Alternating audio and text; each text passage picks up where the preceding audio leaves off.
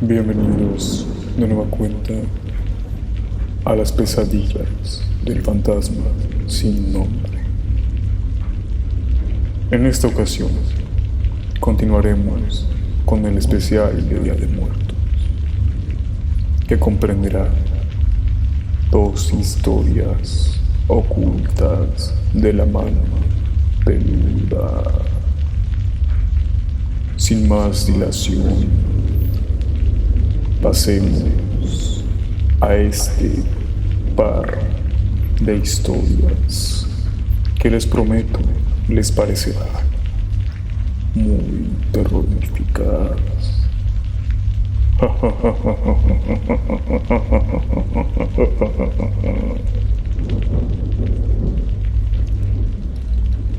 El hijo del diablo. Silvia, joven provinciana originaria de una zona rural del centro del país, emigró a Estados Unidos para trabajar convencida de que ahí se encontraba su futuro. Para hacerlo, tuvo que desafiar a su madre, a quien le disgustaba la idea, pues su hija apenas había cumplido 19 años. El 10 de enero, Silvia llegó a la casa de su primo David, quien llevaba 10 años residiendo en el lugar. Pronto, Silvia logró colocarse como empleada doméstica con una familia formada por los padres y dos hijas adolescentes de nombres Lisa y Fanny. Silvia constantemente tenía roces con las hijas, ya que ellas tenían ideas racistas a las que la joven trató de no darles importancia. Pero al paso de los meses, conoció en detalle el estilo de vida de la familia, con el cual no estaba muy de acuerdo. Sobre todo, le preocupaba que las hijas casi todas las noches realizaran rituales extraños en sus habitaciones. Cierto día, Lisa y Fanny se fueron como de costumbre al colegio, y Silvia se dispuso a arreglar su habitación como todas las mañanas.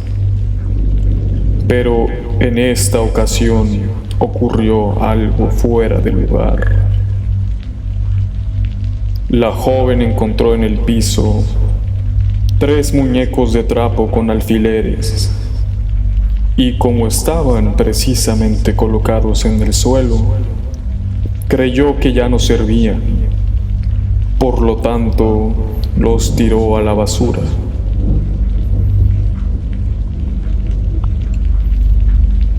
Un gran problema se originó cuando las colegialas regresaron y no encontraron sus misteriosos muñecos, más cuando se enteraron de que Silvia los había arrojado a la basura.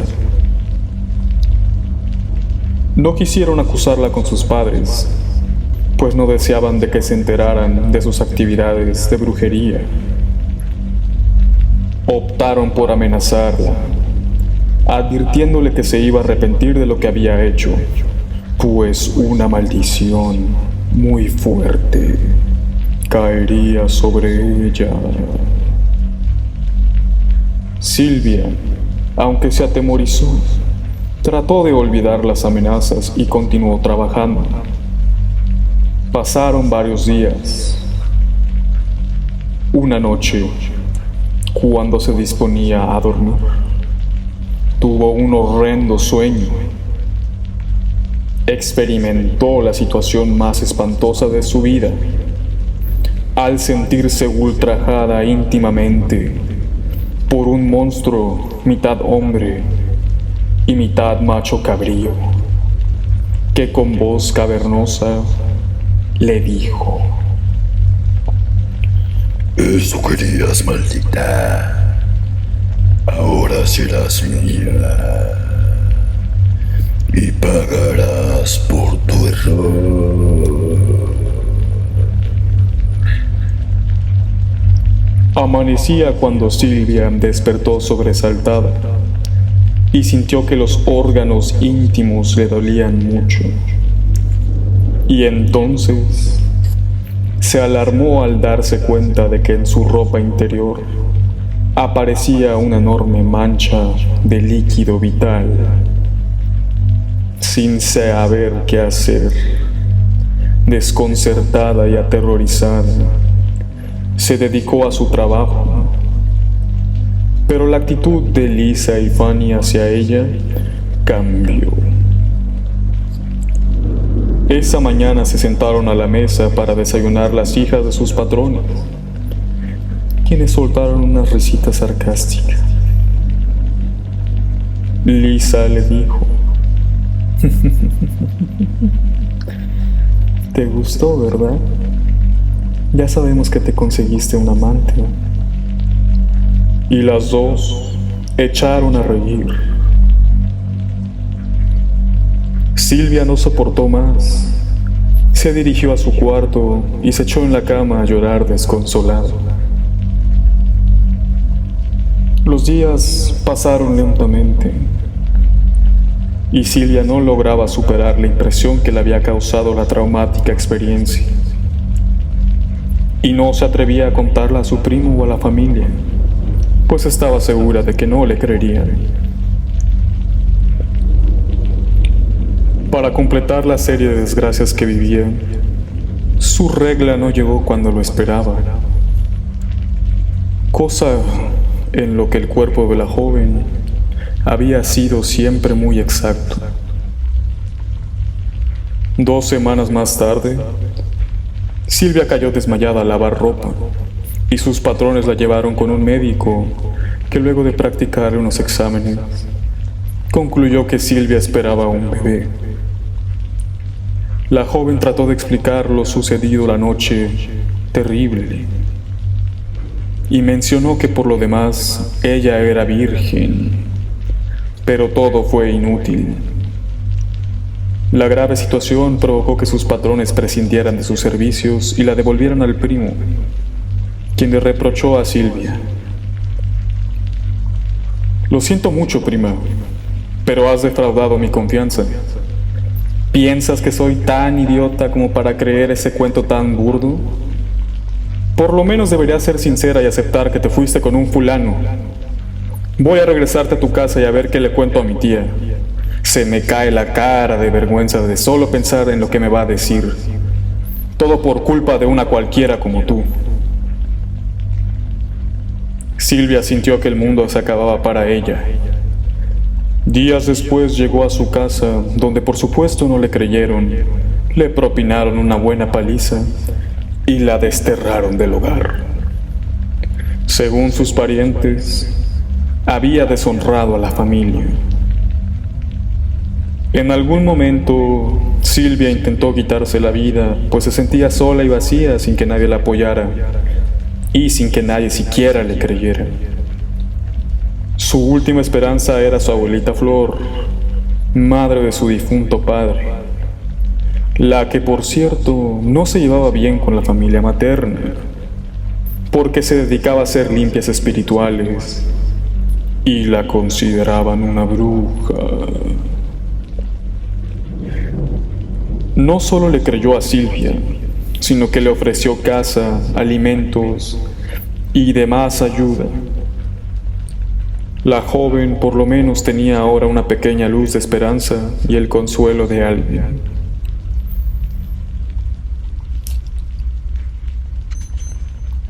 Hija, a esos diablos que violan a las mujeres se les conoce como incubos. Tal vez te lo enviaron, y yo no puedo retirarte un mal de esa magnitud, porque es una brujería muy poderosa. Pero no te preocupes, conozco una hechicera que te puede ayudar, le dijo la abuela a Silvia. 3 semanas después, la atormentada Silvia y su abuela se dirigieron a la sierra y caminaron día y medio para llegar a la pequeña comunidad en la que habitaba la hechicera. Ella les dijo que era una situación muy grave y tendría que hacer ciertos ritos para sanar a la muchacha. A solas, la hechicera le indicó a la abuela: haremos que el producto fecundado en sus entrañas, que es un hijo del diablo, abandone su cuerpo. Pero no le digas nada a la chamaca para que no se espante. Y pidió que le llevaran unos animales, hierbas y ciertos objetos para realizar el trabajo. Reunido lo que quería, la hechicera la citó a las 12 de la mañana, momento en que inició un ritual. Más tarde, le dio a beber a Silvia una pócima que la durmió, y comenzó los trabajos de sanación en compañía de 2 personas más y doña Flor. Al cabo, los presentes se llevaron una gran sorpresa cuando vieron que del cuerpo de Silvia salía un pequeño monstruo sin vida. El pequeño cuerpo estaba cubierto de escamas. Por la boca grande se asomaban enormes dientes y tenía patas de cabra. La hechicera tomó los restos del monstruo y los arrojó a una fogata, a la vez que pronunciaba palabras extrañas a manera de rito. Las llamas se elevaron casi 3 metros ante el asombro de doña Flor. Horas más tarde, Silvia recobró el conocimiento, y al preguntar qué había sucedido, su abuela le dijo que ya la habían curado, pero que tenían que permanecer en esa comunidad cuando menos 3 días para que se repusiera físicamente y pudiera trasladarse a su casa. Pasaron la primera noche en una casa de huéspedes. Al amanecer, los pobladores del lugar despertaron para enterarse de un hecho trágico. Una anciana había aparecido sin vida en el monte, cerca de la comunidad. La noticia se esparció rápidamente, y doña Flor y su nieta despertaron cuando por la calle pasaba un hombre gritando: ¡Mataron a la bruja! ¡Mataron a la bruja! Doña Flor salió de la casa y siguió a las personas que se dirigían al monte.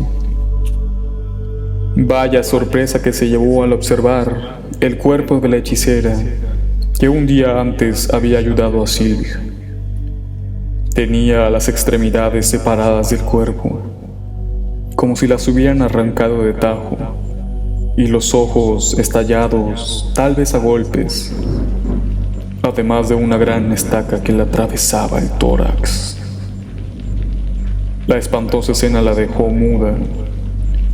No podía creer lo sucedido, y más la aterraron los comentarios de decenas de curiosos, quienes comentaban que el propio innombrable le quitó la vida, además de que se preguntaban si su alma regresaría y los espantaría en forma de bruja. También había unos cuantos que se alegraron al decir: qué bueno que la mataron, a esa maldita bruja. Doña Flor sentía por la anciana gran aprecio y un especial agradecimiento. Corrió a la casa de huéspedes, tomó una sábana para cubrir los restos, compró unas veladoras, se colocó en el piso junto al cadáver y comenzó a rezar por el descanso de su alma. Los vecinos se negaron a rezar también, explicando que no lo hacían porque la bruja era una hija del mal.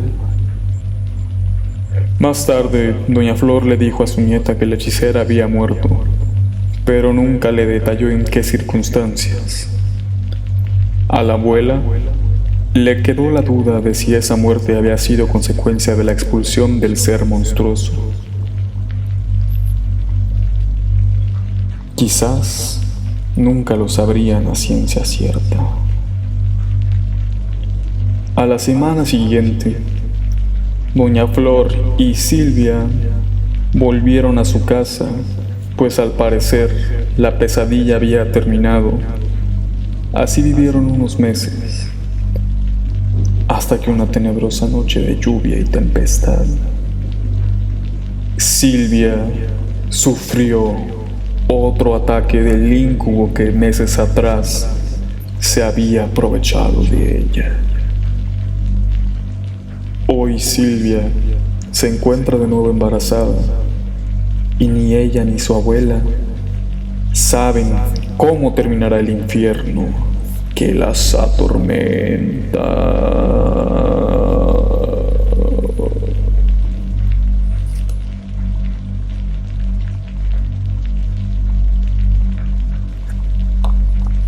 ¿Qué les pareció esta historia? Increíble, ¿no es así? Imaginar que cualquier noche un ser infernal pueda llegar a tus aposentos para satisfacer sus deseos más oscuros. Eso es lo que son los íncubos.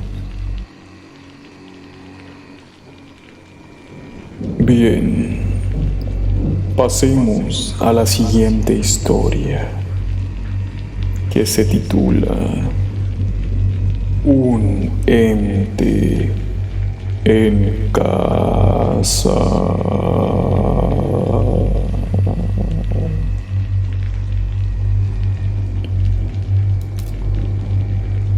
La siguiente narración trágica y terrible también es real. ¿Usted alguna vez escuchó algunos de los detalles en La Mano Peluda? Y nosotros realizamos una investigación especial hasta las últimas consecuencias. La historia comenzó 20 años atrás, cuando los miembros de una familia juntaron sus ahorros, compraron un terreno en las afueras de la ciudad y poco a poco fueron construyendo una casa que constaba de 6 departamentos, en los cuales se instalaron los padres y cada uno de los 5 hijos ya casados. Por alguna razón, en esta casa se jugó a la Ouija, y a partir de esa jornada, todo en ella cambió, y a los miembros de la familia les empezó a ir mal. En lo económico, su posición decaía paulatinamente sin que se conociera el motivo, y la salud de sus habitantes se veía afectada a partir de nada en especial. Al paso de los años, las cosas fueron de mal en peor, pero lo que más preocupaba a la familia era no saber la procedencia del radical cambio en sus vidas. En 2 décadas murieron 5 miembros de la familia. Inexplicablemente y cada vez más se presentaban en cada uno de los 6 departamentos fenómenos paranormales y enfermedades que tenían a esta gente al borde de la desesperación. 3 de las 6 familias que habitaban la casa ya no dormían, porque de alguna forma la desgracia se cargaba más hacia ellas y ciertas situaciones extrañas les ocurrían con mayor frecuencia que a las demás. Esas situaciones eran cada vez peores. Les movían las camas cuando dormían, les tiraban los trastos de la cocina y constantemente aparecían sombras, a la par que permanecía un insoportable olor a podrido, por lo que decidieron irse a vivir a otro lado, y la mitad de la casa quedó deshabitada. Convencidos de que todo lo que sucedía podía ser consecuencia directa de que hubiesen invocado algo maligno mediante la Ouija, y con la necesidad imperiosa de recuperar la paz en sus vidas, Cierto día solicitaron la ayuda de un sacerdote, con la intención de que celebrara algunas misas en el lugar y librara así a la casa de aquello extraño que había dentro. Días después, un religioso de un templo cercano llegó a la casa acompañado por un miembro de estas familias, pero se detuvo en el zaguán y aterrorizado exclamó: «Aquí hay algo muy malo y muy poderoso. Voy a consultarlo con mis superiores». Y sin más, se abstuvo de entrar a la casa. Semanas más tarde llevaron a una bruja, quien aseguraba que podría liberar ese lugar de cualquier situación mala. Acompañada de su hija de aproximadamente 12 años, comenzó a realizar una limpia. Detectó que debajo de la escalera que conducía al primer nivel se encontraba una puerta dimensional, por la cual penetraban malos espíritus que provocaban situaciones raras en la casa. Indicó, además, que eran muy poderosos, por lo que tendría que realizar varios ritos. Cuando terminó la primera de las limpias, al recoger sus cosas y retirarse, su hija se empezó a comportar de forma extraña. Tenía la vista fija y no respondía a los llamados de su madre mientras iba hacia debajo de la escalera. Por más que su madre intentaba detenerla, ella no hacía caso. Ante la mirada de varias personas que habitaban el lugar, hasta que de plano la madre la golpeó en la cara e hizo que reaccionara. Cuando la niña volvió en sí, desesperadamente comenzó a llorar y le explicó a su mamá que una fuerza extraña que por un momento se apoderó de su voluntad la llamaba para que fuera debajo de la escalera. La bruja dijo a los presentes que ahí existía algo superior a sus dones y lo mejor sería que buscaran otra persona que los ayudara, pues ella no volvería. Tomó de la mano a su hija y salió de la casa. Posteriormente, recibí una llamada de Carlos, un miembro de la familia que me contó lo anterior. Le propuse que viera que nos permitieran hacer una investigación y la familia aceptó. 2 días después salimos de la emisora y, como ya es costumbre en estos casos, no encontrábamos la calle. A pesar de que el conductor de la camioneta conoce bien la ciudad y sus alrededores, pues todos los días acude a diferentes puntos. Es curioso que cuando vamos a lugares donde hay hechos sobrenaturales, nos suceda lo mismo, o bien encontremos obstáculos. Los parapsicólogos afirman que es la forma de proceder de algunas energías cuando se enteran de que podrían ser expulsadas. Por fin arribamos a la casa. Acudimos a una doctora en psicología, que además tiene amplios conocimientos de parapsicología. El maestro Soham, un hombre que ha dedicado casi toda su vida al estudio del mundo sobrenatural. Ignacio Muñoz, uno de mis productores, y yo. Nos recibieron varios miembros de la familia. Carlos, el joven que me contactó, todavía no llegaba de su trabajo.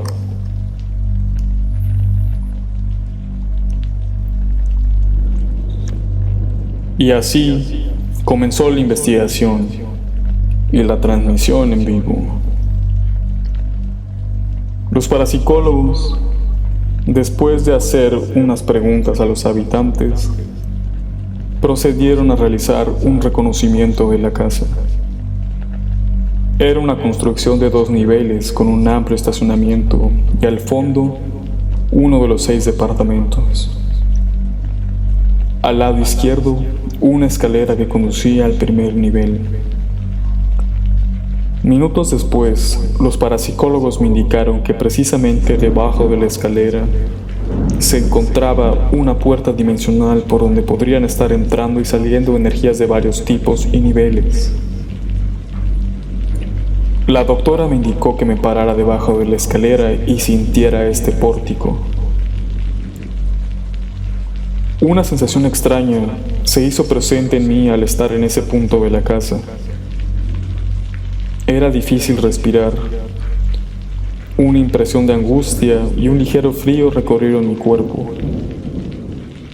De pronto, extrañamente, sentí que me clavaban una aguja en el centro del corazón. Puse mi mano en el pecho y al hacer un gesto de dolor, la doctora me preguntó si me pasaba algo. Respondí que no, que tal vez eran mis nervios, pero ese dolor y la sensación de tener algo clavado en el corazón me empezaba a preocupar, ya que nunca he padecido males cardíacos. Más tarde, le dije al maestro Soham lo que me ocurría y procedió a explorarme energéticamente. Me dijo que tenía una astilla clavada en el pecho y que un ser de oscuridad la había puesto en mí. Y en forma espiritual, procedió a retirarla. Tal vez sea difícil creerlo, pero en cuanto hizo esto el maestro Soham, mi dolor desapareció. Todo esto era grabado con una cámara de video por Ignacio, e increíblemente, al revisar la grabación al final del caso, nos dimos cuenta de que cuando sentí la punzada, la cinta registró que en mi pecho, a la altura del corazón, había una mancha alargada que parecía una sombra. Lo curioso es que cuando me movía y mi brazo pasaba varias veces por ese punto, la aparente sombra quedaba debajo, y como sabemos, una sombra no puede quedar debajo de otro cuerpo interpuesto frente a ella. Necesariamente se tiene que reflejar en él. También notamos que después de que el maestro Soham retiró la astilla, la sombra desapareció en el video. Los parapsicólogos detectaron espiritualmente a un ente al que describieron como grande y poderoso, por lo que iniciaron un ritual acompañado de oraciones, algunas en latín y arameo.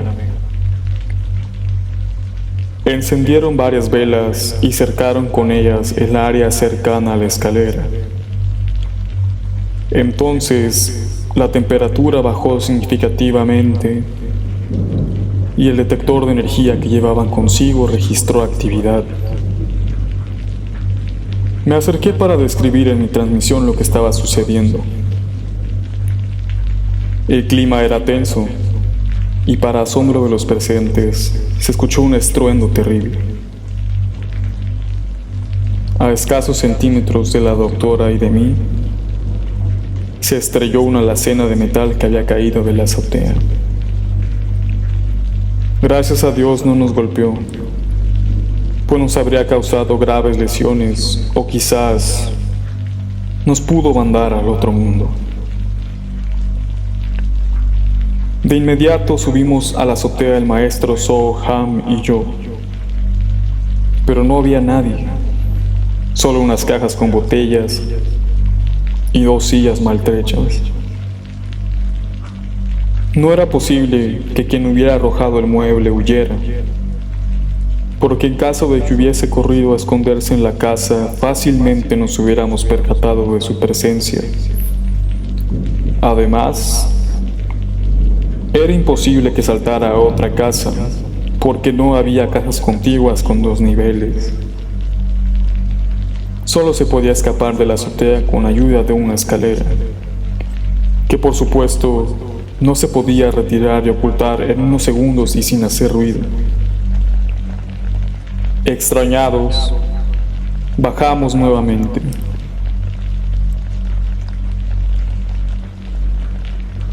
En ese instante llegó Carlos, con quien platiqué unos minutos. Él nos dijo que ese mueble tenía como un año arrumbado en la azotea. La doctora y el maestro Soham subieron al primer nivel y mencionaron que cercaban cada vez más al ente. Recomendaron que nadie subiera, por lo que marcaron la zona con una hilera de velas al inicio de la escalera. Justo en ese momento entró a la casa la señora Teresa, familiar de las personas que allí habitaban, y me llamó la atención que sacara de un frasco un líquido que se untó en el cuello y en la cara. La saludé y le pregunté acerca de la botella, mientras me indicó que contenía un bálsamo especial. Al dirigirse a la escalera, le señalé que esa zona estaba restringida por los parapsicólogos y me respondió que no importaba, ya que ella tenía el don y podría ayudar. Apenas subió 2 o 3 escalones, se detuvo y comenzó a lanzar gritos aterradores. Ahí está. Ahí está.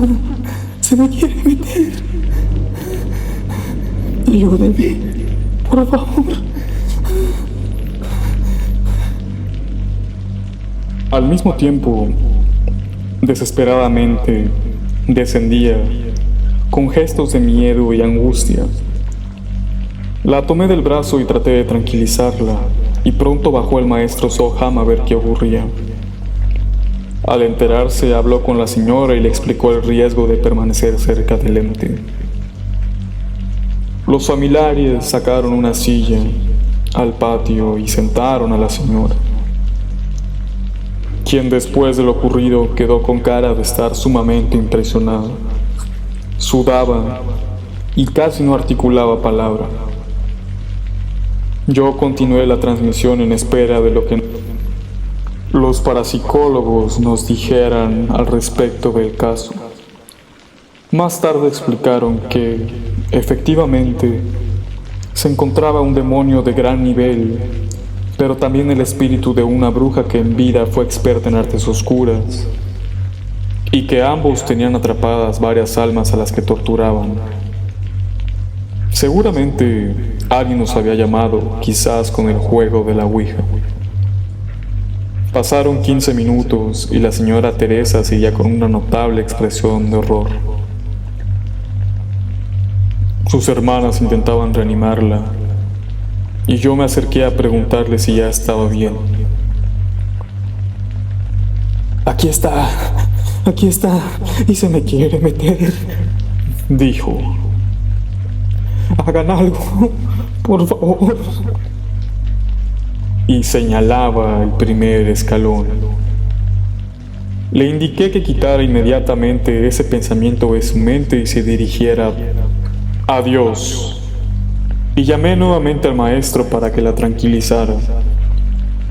El parapsicólogo la tomó de los hombros y mirándola a los ojos le dijo: Mira, Tere, respira profundo, ten calma.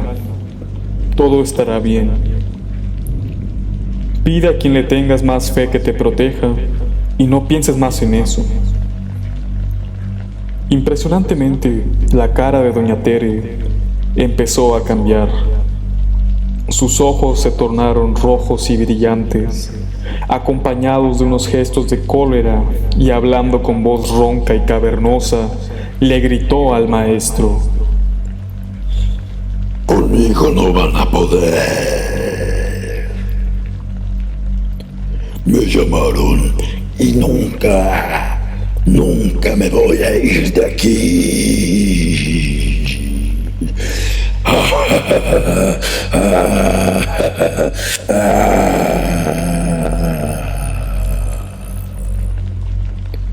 Y en forma perversa se burlaba de todos nosotros.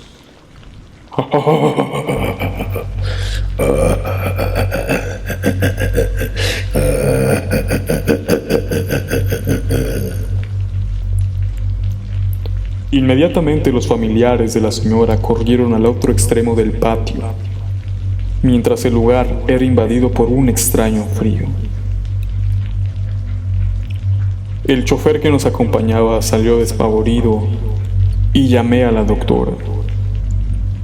Los dos parapsicólogos empezaron a orar en latín y arameo en voz alta, a la vez que le ordenaban al demonio que saliera del cuerpo de la señora en nombre de Dios. Doña Tere gesticulaba en forma muy marcada y emitía gritos, gemidos y palabras que nadie comprendía, pues eran en otra lengua. Yo me encontraba en medio de los tres, lógicamente impresionado por lo que estaba sucediendo. Entre oraciones y gritos, repentinamente se le inflamó el cuello a la señora. Abrió una gran boca y ante el asombro de todos, lanzó un alarido ensordecedor. Pero no con una sola voz. Los presentes fuimos testigos de que de la boca de doña Tere salían más de 10 voces. Y sé que es difícil de creer, pero surgían al mismo tiempo. Después del esfuerzo enorme, la señora cayó desmayada. Los parapsicólogos seguían orando, mientras los que estábamos en el lugar permanecíamos callados y sorprendidos. La angustia de los familiares se hacía presente cada vez más, pues les preocupaba mucho lo que estaba sucediendo con la señora, y presenciaban, atónitos, la terrible escena. Pasaron unos 20 minutos. La señora volvió en sí y comenzó a llorar. El maestro indicó a los familiares que a doña Tere se le había metido un ser oscuro, pero que éste ya se había ido. Y explicó que como acababa de entrar al cuerpo, fue relativamente fácil sacarlo. Los familiares corrieron hacia doña Tere para abrazarla y calmarla, y ella se mostró desconcertada porque no recordaba nada de lo sucedido. Los parapsicólogos advirtieron a los presentes que no cruzaran la zona que habían restringido, porque aquello aún no terminaba. Más tarde, informaron que las almas que estos seres atormentaban habían encontrado la luz y estaban en el plano de existencia que les pertenecía. Al espíritu de la bruja y a los seres de oscuridad los habían confinado al lugar que les correspondía.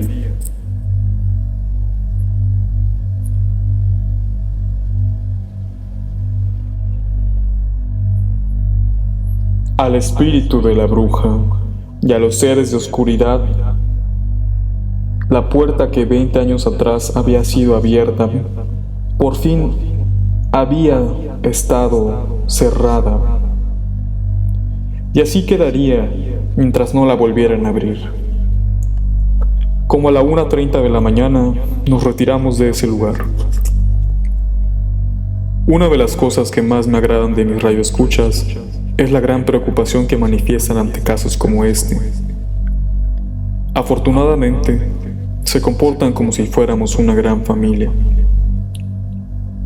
Camino a la emisora, me puse en contacto con mi productora Georgina Avilés, quien me informó que había recibido un gran número de correos electrónicos y llamadas telefónicas de gente que manifestaba su preocupación por doña Tere y que habían unido sus oraciones para que ella dejara de sufrir.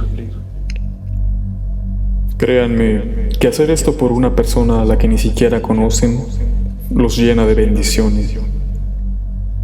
Algunas personas también preguntaron si era malo escuchar situaciones como estas. Ya he explicado al aire en diferentes ocasiones que el único riesgo es que se sugestionen. Y por eso siempre les pido que escuchen como algo ajeno a ellas las historias y las transmisiones desde los lugares donde ocurren cosas paranormales. Lo que transmitimos ocurrió o le está pasando a otras personas en lugares lejanos. Y el hecho de escucharlo a través de sus aparatos de radio no representa el menor riesgo. No así para quienes estamos en contacto directo, en persona o por teléfono, con un hecho o con una persona que esté viviendo alguna situación sobrenatural seria. Y déjenme decirles que en varias ocasiones, escuchando ciertos casos, nos han ocurrido cosas serias en la cabina. Este ha sido uno de los casos más impactantes de la mano peluda.